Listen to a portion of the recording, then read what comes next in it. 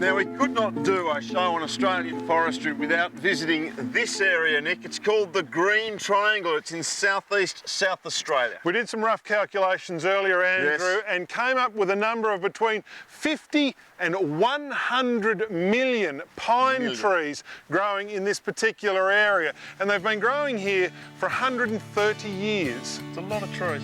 On the border between Victoria and South Australia, the Green Triangle is one of Australia's major forest regions, covering an area of some 6 million hectares.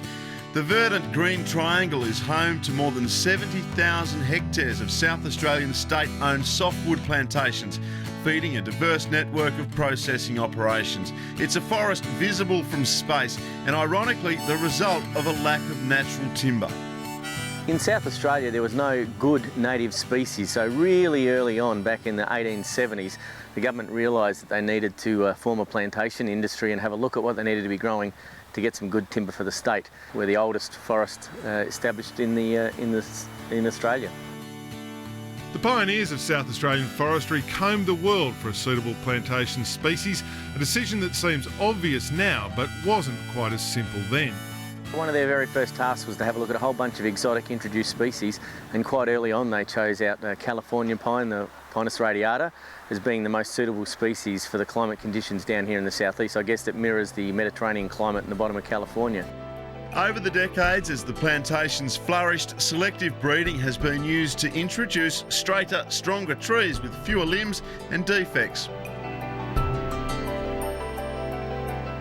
Be very quiet, Nick, because what we have here are baby pine trees growing up in one of the nurseries in the area. Now, since they've been growing pine trees in this area, which goes back to 150 years, the science of growing them has developed. It's come a long way. It certainly has. Now, there are no fewer than 2.5 million baby pine trees in this area, and while they're not genetically modified, they are genetically selected. The search is basically for the super pine tree.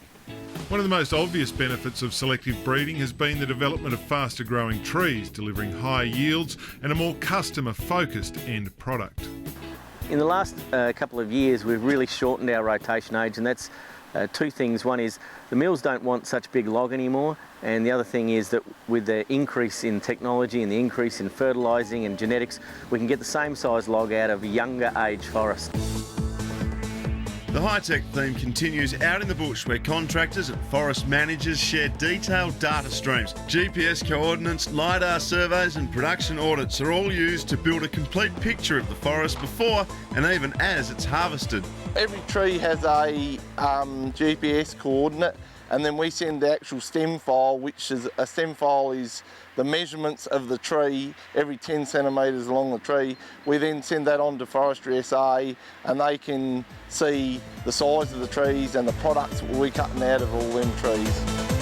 So if you're looking for examples of just how highly managed this operation is, you don't need to go much further, Andrew, than that harvester there. Nick, that thing literally has a mind of its own. It does. Not only is it safe for the guy in the cabin, sort of not in the forest, trees don't fall on you, that sort of thing.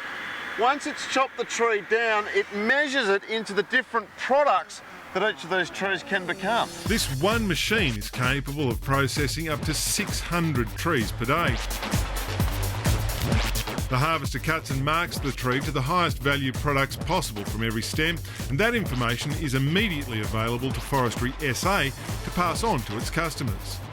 The customers demand that, and we try to make sure that their demands are met. We certainly want to give a good end product so that their market can continue in the direction that it should be going, and that's going forward. And the timber riches of the Green Triangle have spawned a range of processing facilities.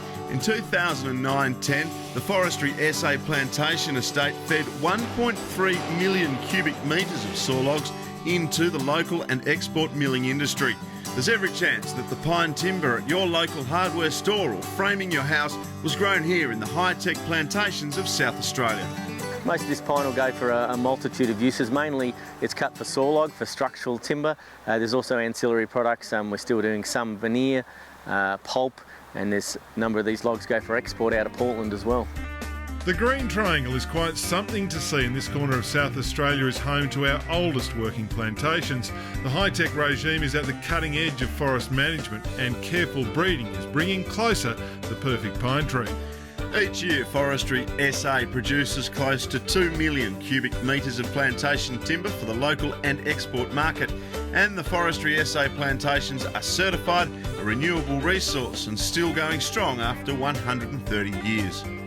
After the break, power poles, those silent sentinels of the roadside, and an I Spy favourite. We find out what makes a good one.